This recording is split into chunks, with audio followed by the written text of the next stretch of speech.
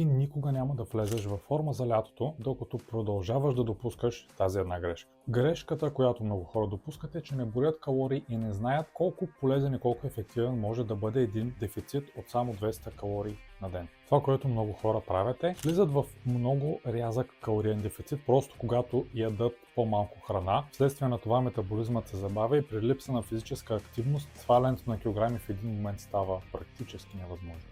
Нямаш никаква идея колко калории изяждаш на ден и върху кой макронутриент да се фокусираш, който да ти помогне с калорийния дефицит и на това да си добре заситен през деня. Това, което трябва да направиш, е да се фокусираш върху балансирано хранене от 3 до 5 хранения на ден, което пасва повече на твоето ежедневие. Силови тренировки 3 до 5 пъти в седмицата, отново според заетостта, която имаш.